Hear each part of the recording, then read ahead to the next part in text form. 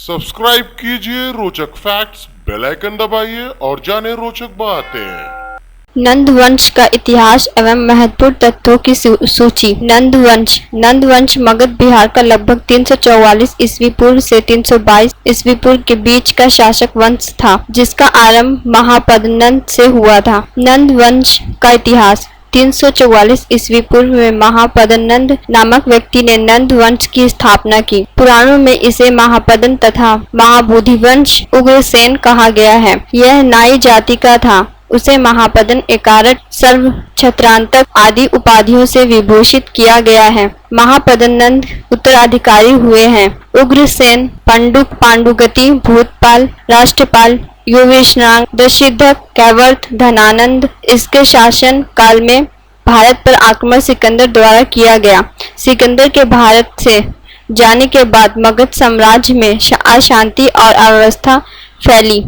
धनानंद एक लालची और धन संग्रही शासक था, जिसे असीम शक्ति और संपत्ति के बावजूद वह जनता के विश्वास को नहीं जीत सका। उसने एक महान विद्वान ब्राह्मण चाणक्य को अपमानित किया था। चाणक्य ने अपनी कूटनीति से धनानंद को पराजित कर चंद्रगुप्त मौर्य को मगध का शासक बनाया। महापद्मनंद पहला शासक था जो गंगा घाटी की सीमाओं का अतिक्रमण कर विंध्य पर्वत के दक्षिण तक विजय पताका लहराई। नंदवंश के समय मगध राजनैतिक दृष्टि से अत्यंत समृद्धशाली साम्राज्य बन गया। व्याकरण के आचार्य पाणिनि महापद्मनंद के मित्र थे। वर्ष, उपवर्ष, वर, रुचि, कात्यायन जैसे विद्वान नंद शासन में हुए। शाक्य तथा स्थूल भरत धनानंद के जैन मतावलंबी अमत्य थे। नंद वंश के बारे में महत्वपूर्ण तथ्य। नंद शासक मौर्य साम्राज्य के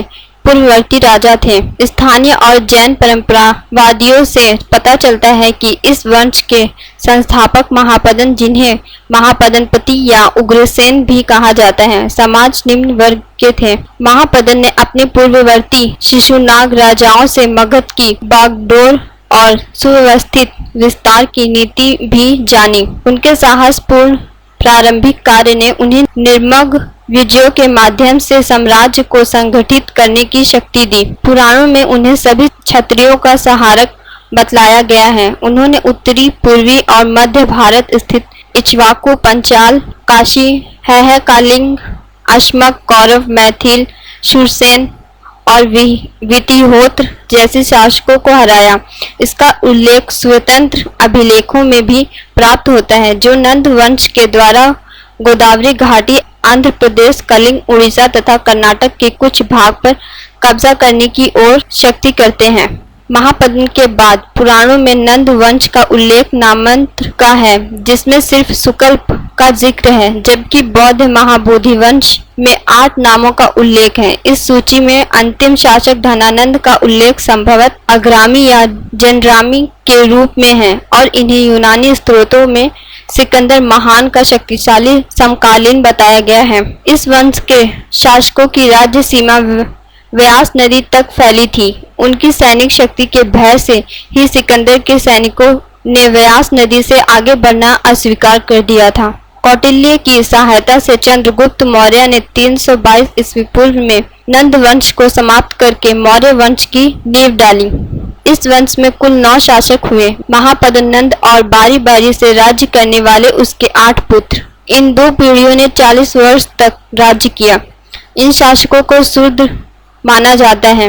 नंद वंश का संक्षिप्त शासनकाल मौर्य वंश के लंबे शासन के साथ प्रारंभिक भारतीय इतिहास में महत्वपूर्ण संक्रमण का काल को दर्शाता है। गंगा नदी में 6वीं से 5वीं शताब्दी ईसा पूर्व भौतिक संस्कृति में बदलाव आया, जिसका विशेष लक्षण कृषि में गहनता और लौह तकनीक का बढ़ता इस्तेमाल था। इससे कृषि उत्पादन में उपयोग से अधिक वृद्धि हुई और वाणिज्यिक और शहरी केंद्रों के विकास को बढ़ावा मिला।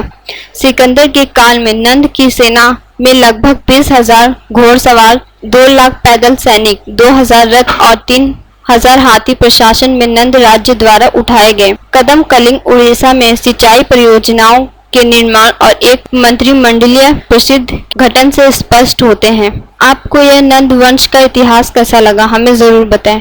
अगर आपका कोई सवाल या सुझाव हो तो हमें कमेंट बॉक्स में बता सकते हैं।